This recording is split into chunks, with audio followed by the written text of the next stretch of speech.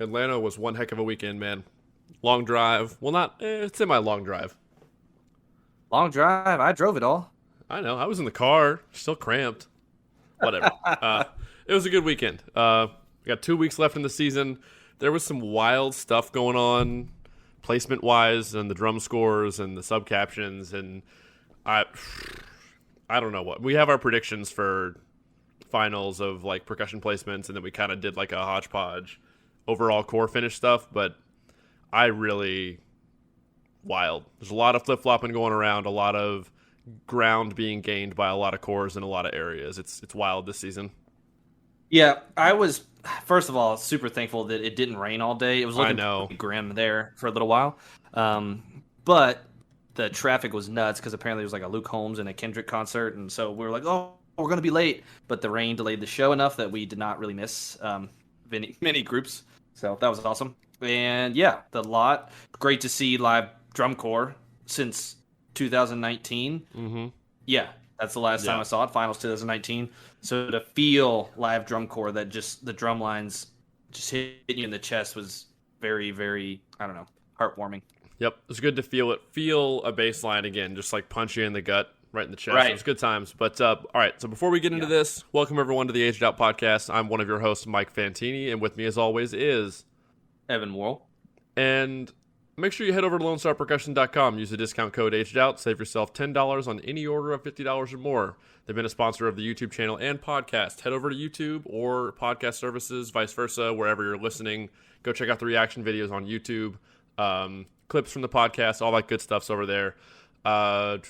Check out social media, Facebook, Instagram. Never miss an update. We're going to post our ranking predictions like we do every year on an Instagram post. So if you want to see them in writing, go follow us over there. And I think, did I get everything? Yeah. Also, before I guess we get into just some of the meat of this, wanted to shout out and thank everyone who just walked up to Mike and I and said hey and introduce yourself. People who are supporters, listeners of the podcast, the reaction videos, the channel. Really appreciate it. It's always pretty surreal to meet fans in person of the podcast because right now we're just talking to each other. But definitely appreciate everybody and just the love and support. It's an awesome activity. It's an awesome just thing that we all love, drums and band and guard, and it's really appreciate it. Yep, always a good time. It makes it real for us, kind of, when we meet people like that. It's like, we see, like, we get views and stuff and likes and comments and things, but it's like, we know it's actually people, but it's like meeting you all in person is super cool, and like, oh, there's actually, like, that's the person behind X, Y, or Z. Yeah, and I guess, too, like, before, just to give everybody a little bit of insight in some of the conversations and comments we've seen and gotten, and things Mike and I are looking forward to in the future. We've talked back and forth about maybe opening a Discord channel just so we can interact with people more. And then also we've talked back and forth about like Twitch streaming stuff so we can maybe do some live reaction videos with some people and allow people to just send us stuff. I don't know, just fun ways to interact with people so it's not quite as one-sided all the time. Yeah, so that's something that we've been tossing around. We have a couple other types of content that we've been tossing around, but we're not going to get to that until after this drum corps season. There's too many prediction podcasts to make, post-finals reactions. We finally have a Blue Knights video and a Phantom Regiment video. Yeah. So look out for those reactions probably by the end of this week. I'd guess we're recording this on Monday, August 1st. So I would say this will go up tomorrow. Thursday, we'll try to have one of those two out. And the other one will probably be out on Sunday. Allentown Day 2. So be on the lookout for that stuff. All kinds of cool stuff coming down the pipeline. But I say we just talk about Atlanta first. Like what things surprised us, who was better than we thought. We'll kind of recap our weekend first of what we experienced in person, and then I say we then get into here's your predictions, here's my predictions, how do they differ? Is there a caveat to certain placements and blah blah blah. So what was the biggest, like, we got to watch Phantom, we watched Cavaliers, we watched Blue Stars, Blue Devils, Bluecoats, a little bit of Crown. We could not find Vanguard for the life of us. They snuck off. We looked for them and was like, "Where's Vanguard?" And they were asking other people like, "Where's Vanguard?" No, they must have like gone off in the cut and warmed up on their So own. I don't know where they were, obviously, but I know the equipment trucks were really far away. Like logistically, the First show of all, was the terrible. show site sucked. Yeah. Logistically, they had everybody crammed, all the buses with members in the same small parking lot, and that was the warm up zone too. So Yeah. then they had the equipment trucks under like the sidewalk. You walked under the highway back towards the stadium and had to go there to get all your equipment and then bring it all back to where the bus is to warm up. And I have a hunch Vanguard just went and got their equipment and warmed up by the equipment trucks. Like found somewhere over there. Yeah. Is my guess. They were probably like, we're not screwing with this. It was walking back and forth and pretty wasting whack, time. so. And yeah, we couldn't find them. So unfortunately, we did not see them live. But I think I saw. Have there been any videos that have come out of them from this weekend? I don't think so yet. I haven't seen any. I've been watching other stuff. But I was a little surprised they didn't have it at like. I know Mercedes-Benz was taken, but I figured maybe Georgia Tech would have been a bigger stadium and like just bigger parking lot because they were trying to cram all those buses and equipment and drum lines in the same lot, and yeah, it was kind of a nightmare. But digress. Yeah. So I guess let's just go through the order of who we saw people. So Phantom was the first one warming up when we walked up. Impressions, thoughts? I haven't seen a single video all year, so it was pretty fresh and pretty raw. They played well. It's just inconsistent. I think part of that inconsistency is, and this is all personal opinion, of course, they're just trying to hit the drums too hard all the time. Their quad line and friend of the podcast, TJ Chaquette, seconded this or kind of pointed this out. He goes, their quad line has the hardest, loudest taps I've ever heard and seen. It looks uncomfortable. And then I paid attention to it and I was like, that is aggressive. Like those taps are not messing around. Yeah, it just seems like sometimes that forces the hands to do things that they don't naturally want to do and creates tension in like the palm and in the back of the hand and stuff. Like I feel like if they took like 5% off the top, things would just be more fluid and more natural. Mm-hmm. When you have 9 dudes playing snare drum, 5 dudes playing quads, 5 dudes playing bass drum that know how to hit the drum, like you don't really have to play that hard to project sound. So no, and we all know like more important. Vanguard does not hit the drum very hard compared to other groups, yet they're still very loud because it's balanced and blended and the sound waves just project. It's like sonority in the horn line. Like if you're playing in tune, it's going to carry more. Mm-hmm. So yeah, I think that they were really good. Just I know they are coming out of COVID and they've been battling and trying to find their stride again. So it could be part of it, just getting back into the groove and getting that momentum. But it was just a little inconsistent from rep to rep. So I'm sure they're just still trying to find their stride of like, hey, we finally have all the people back in the drill and back in the line now. And the person that I'm used to standing next to me is now standing next to me again. I take all that with a grain of salt. Some cores have been hit harder by COVID than others, and Phantom is one of those that's really been dealing with it off and on, dealing with members going in and out and missing rehearsal for 5 days, then coming back, and just trying to be consistent with that is just very difficult. But yeah, that was kind of my opinion on them too. Inconsistent. They'd have one rep where it was like really muddy, and the very next rep was like 80% better. So it was just very hit or miss, and again, that kind of tracks with members in and out, dealing with illness and stuff. So I'm not giving them an out for it, but it kind of is to an extent, and it's just like nothing you can really do about it. I didn't think they were going to be as good as they were. I expected less, and so I was pleasantly surprised. Is like the simplest, succinct way for me to put it. Pleasantly surprised. All right, I'll move on to Cavaliers, which we saw next, which was a pretty stark contrast of playing style from coming from the Phantom lot. Definitely not hitting the drum too hard. First of all, a very well-tuned ensemble, snare quads, bass, just all the way around, which pays dividends as well. And they played some really, really great low-end rolls. Some of those just cold attack rolls were really in there. They have really good...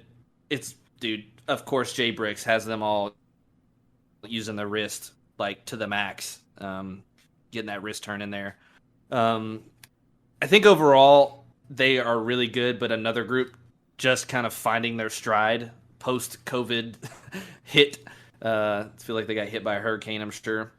So just some inconsistencies, more in like the low end stuff, just with like timing and coming out of space. But they have that one part where it's just like a shell, like chum, jugga-digga-dum, digga-digga-digga-dum, digga-digga-digga, and it's just like the singles like gradually speed up, and like you could tell like the initial attack would just be like a little out, and then they'd lock in. Yeah, So just getting some of that stuff dialed back in. Yeah, to me, the biggest thing was the overall battery sound was really good. When it was good, it sounded really good. Like, it was very locked in, balanced, blended. Like you said, the tuning scheme was great. Each player was playing with good quality, with a very similar technique, you could tell, and hitting the drum the same way. But there was a lot of individuals randomly just ticking. And now that's a level above, we played a role and the whole thing was muddy. It's a different kind of dirty, where if it's more than one person, it's going to just sound very, very fuzzy.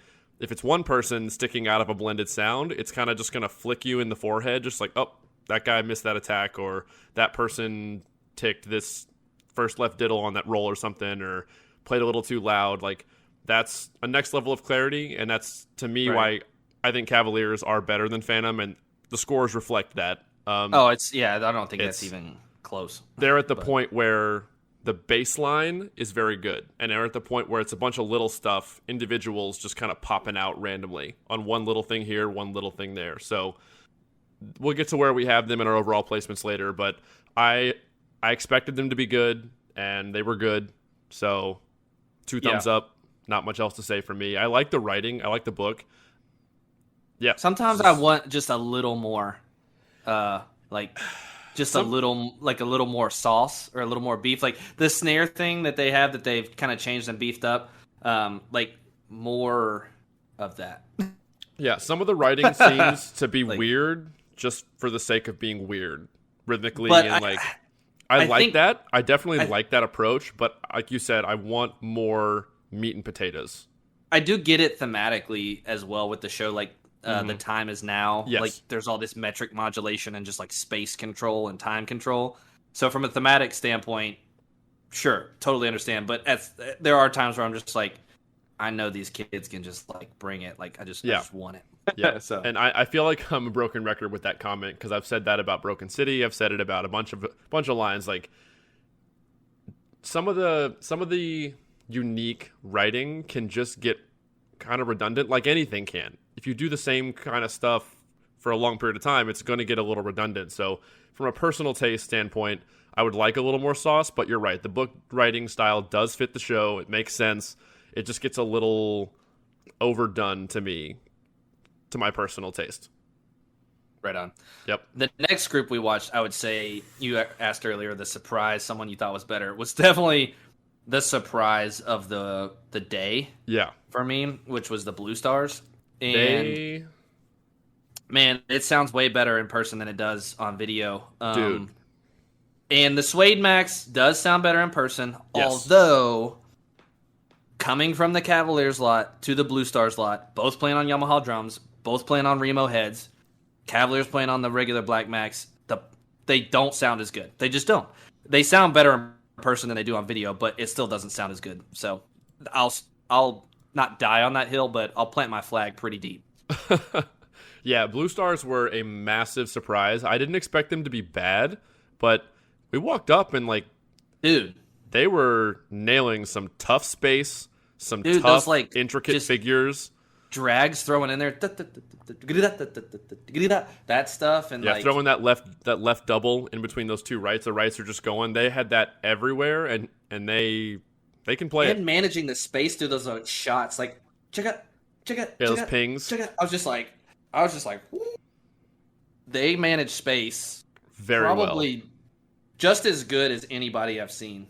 Yep. So I would agree with that statement. They were, just again, pleasantly surprising, like Phantom was, but even more so. I thought their quads were better than Cavaliers. Yeah, Yeah, their quad line was solid. Maybe a little more ticks, but seemed like harder vocabulary. I don't play quad, so Take that with a grain of salt. Yeah. But it just looked like it. Not, I won't say looked hard, but just looked cooler. So we became very big fans of the Blue Stars. As an alumni, it was really cool to watch, and it's crazy how the same drum corps. I guess it has been 12 years now since I marched Blue Stars, but it's evolved. It's evolved. Like it's much more. Obviously, it's a West Coast staff, so and that started when Eric Shriver took over in like the 14, 15, whatever range that was. John was there for a little bit. John Mapes. Yeah. So it's just cool, like to go back and think about how we played and what style we played in 2010, and it's just cool to watch a corps you marched in evolve. And that was something we talked to Colin McNutt about later that day, just like watching a corps evolve over time, and it's really cool. So. Blue Stars were great. From there, I think Blue Devils were who we watched next. Well, we tried to go find Vanguard after that. We couldn't find Vanguard. So we came back to BD. We couldn't find Vanguard. This Blue Devils, I'm pretty sure, I feel confident in saying, is the most improved battery from day one of tour to now.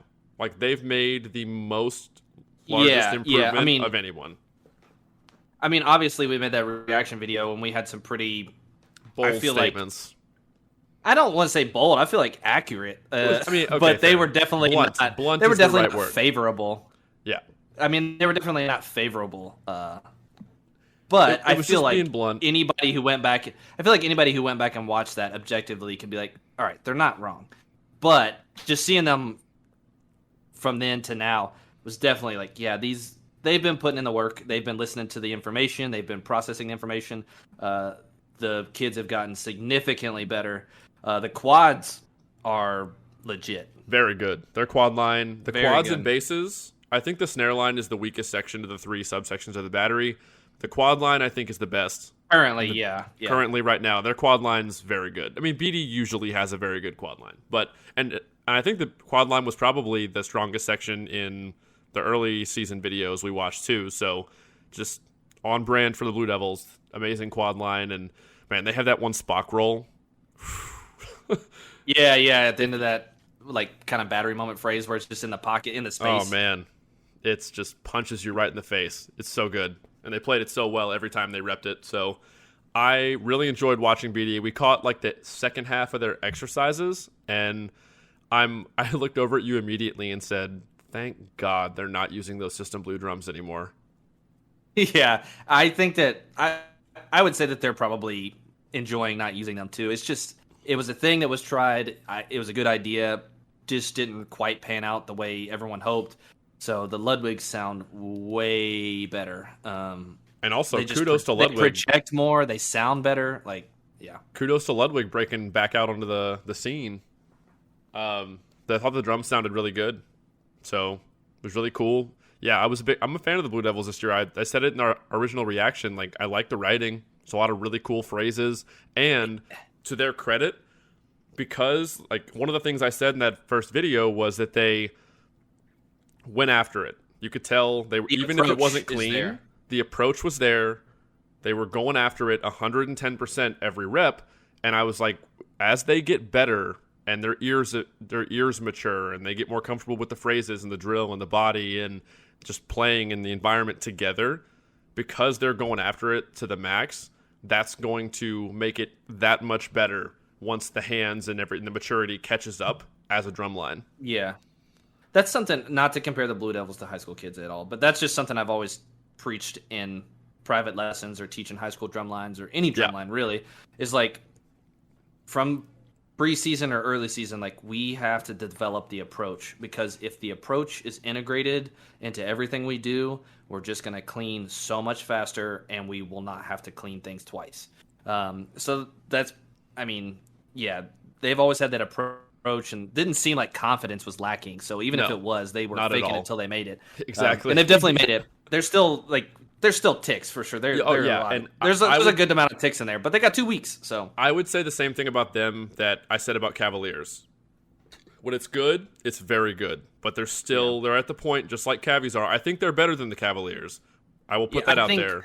But yeah, they have more like dexterity and just the book itself requires still more development in the hands and comfort level to be developed over time in rehearsal. There's still a bunch of like, oh, that one snare drummer missed that attack or popped out of that roll or didn't push all the way to the end of that phrase, like or that quad player did this, or it's individuals, little tiny things. The bass line is good. Same thing I said about Cavies. So I still don't like the bass writing personally. I don't think that weird. I don't think that it highlights their capability that well. In that feature where they have those like super fast lasers, and then there's like that, I don't know what the rhythm is, but it feels like a 5-lit like split up, an 8th note 5. I feel like even if they play it perfect, it's never gonna feel right. Yeah, I've seen that bass feature in like 5 different YouTube videos now across all of Thor up to this point, and it just never feels right. Settled. It doesn't feel settled in the pocket rhythmically, and I don't know if that's just the way it's written or they're still not nailing it because the rhythms are just really complex and difficult, but something about it just never sits right with me. I think it's staged so far backfield too that they just have to like we're gonna have to play the shit out of this in order for it to get heard. Like, yeah, so I don't know. Yeah. But all right, so BD. Then we caught a little bit of Crown. Bluecoats. Well, Bluecoats. Bluecoats was next. That's right. Yeah, and they played about an hour of exercises. Yeah, so many exercises. So many exercises. I mean, in they're dichotomy. Cool. Yeah, in dichotomy to what I'll talk about in a minute. I'll bring it back, but just so many exercises. I could not imagine learning that packet and how much time I'd have to spend cleaning the exercises. It's a lot. But on the topic of the quality of the Bluecoats playing, I think, and I mean, I have them up very high in my end of season rankings. I think they're very good. I think the snare line's very good. They still, like, I mean, at the end of the season for a lot of the top groups, it is your bass line's very clean and blended, and random people are popping out with individual ticks. I think they have less of them than like the Blue Devils or Crown or Cavaliers. So that kind of gives you a hint at where I think they're going to finish. But I think they're very solid this year. It's a very good year. They've also, I think they were down 2 snare drummers. One of them actually walked up to me while watching BD. I guess he had a mask on. He was just like, "Hey man, nice to meet you. I listened to the podcast." He's like, "I'm in Bluecoats snare line, and I just got out of quarantine, so I'm not performing tonight, but I just got cleared to like go back into the world, I guess, for lack of a better way to put it." I feel like they were all 9 playing the exercises, but then they didn't all 9 play the show beats. Yeah, maybe all 9 weren't going to be in the show. Exactly. So like, hey, we'll let you get back into the routine and warm it up, but since you're not playing tonight, don't play the beats. Exactly. Because I was confused too. We saw the warm ups, and I think it's the 2 on the end, the girl and the guy standing right next to her. Because I watched them. All 9 were there for the exercises, and then I thought about it exactly what you just said. Oh, they haven't been rehearsing for 5 days, and today's the end of their quarantine. So they're like, hey, you can warm up with exercises, but just chill during the show and the show music. So makes sense. Work you back in. And he did. I actually talked to him for a few minutes. He said that the battery or the percussion at Bluecoats like dodged COVID while it went through the rest of the core, and it took till now to like get to the percussion section. So they're just getting hit by it really within the last week or so. I guess a lot of horn players or guard were getting it previously, and somehow they dodged the bullet, and now it's going through them a little bit. So next we saw Crown for a little bit. They're same COVID. Story. They're not just COVID, but just general sickness. I know we were talking to some of their staff. It's like it's not all just COVID. Some of them were just like got the itis with like other stuff. Yeah, I got the toritis. Seems to happen every year at some point. There's just you go through the South and some folks get sick, flu or stomach bug or COVID now is in there. But yeah, so yeah, they're down a couple quads. They had been down a bass drummer, a snare drummer. So caught a little bit of like their subs and stuff, and it sounds good. They're just working back into it, like similar to Phantom and the Cavaliers. There's some inconsistencies here and there. Just not. They have holes out in rehearsal. I know talking to Travis and Dan's like, well, it's like we haven't had a full battery in 2 weeks during rehearsal. So it's like, well, yeah, like, there's some of those things are reflecting in the playing. So Yep. So they got 2 weeks. We said it in our reaction video earlier season. We love those guys over there that teach the approach they have to everything. The writing's cool. It's just getting back in the swing of things. We'll see what they can do over the next 2 weeks and try to get some semblance of consistency down the stretch, and we'll see what happens. All right. And then the last group that we watched, and man, this was basically what we devoted our whole day around, was making sure that we caught Boston's lot. Yeah, that was pretty much the goal and the main reason, because Evan's not going to make it to finals. He has a trip that came up that him and his wife are going to take, but I'll be in the lot. So if you see me finals day, I'll be there in the afternoon through Boston warming up, basically. I wanted to go in. My original plan was to go in and watch the show, at least like the last 4 or 5 groups. But then when I saw the schedule for the Southeast thing, the Atlanta show, I saw Boston was going on last. I was like, well, I guess I'm not going to the show because I'm not going to miss this lot. I'm just not going to do it. No, it's if you have a chance to go to a drum corps show that Boston is at, you need to go watch them play. Watch them warm up. It's an experience. It is some of the highest quality drumline playing I've ever been in front of. There's still some little ticks occasionally, but the quality and the approach and just the whole package, the energy level, the writing, it is one of the best groups I've ever sat in front of. The ticks are so minute. It's like it's forgivable. Especially you just don't care. When you put into context like how hard the music is and what they're playing.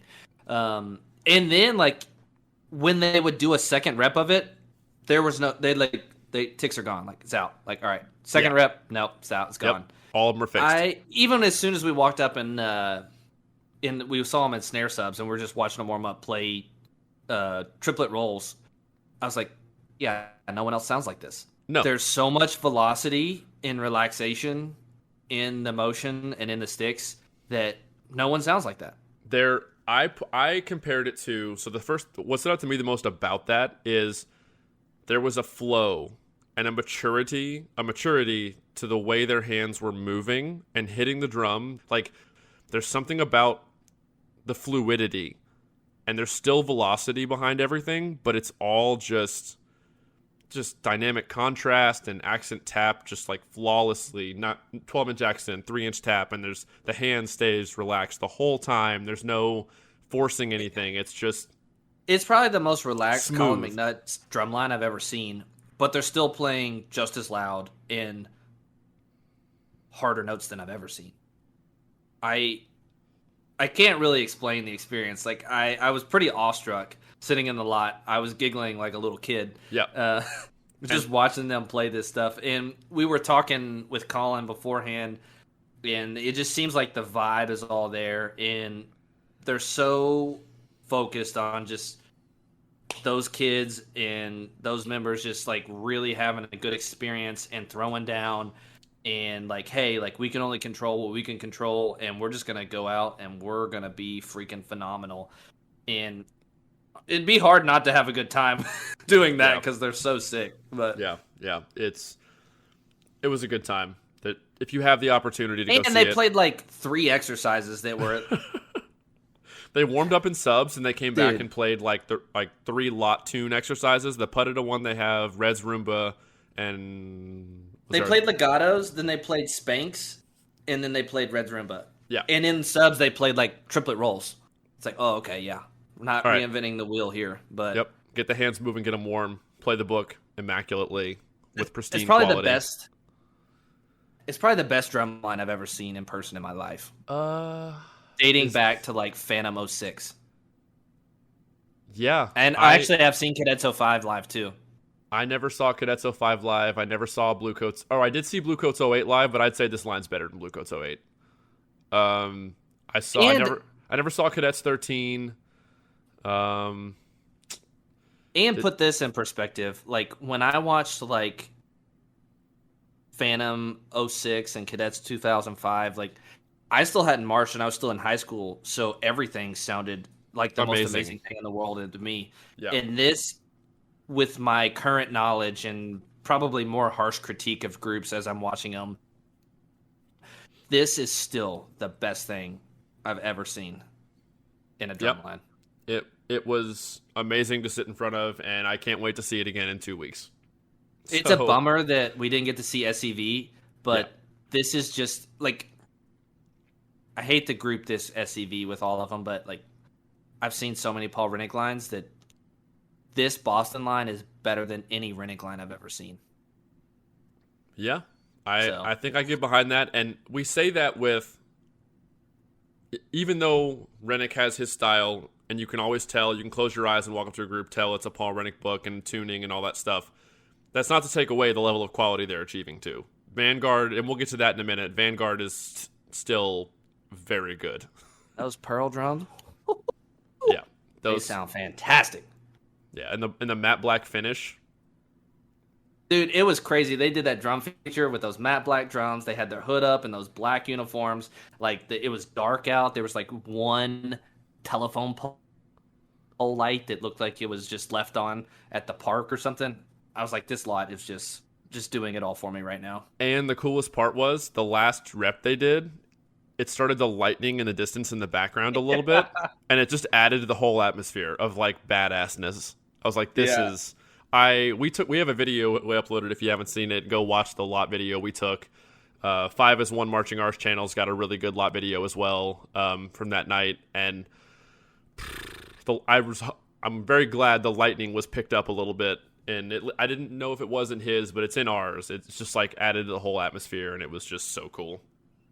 Yeah, just a killer experience, a killer environment, and it was also really cool to meet Colin and talk to him and hug it up and all that. But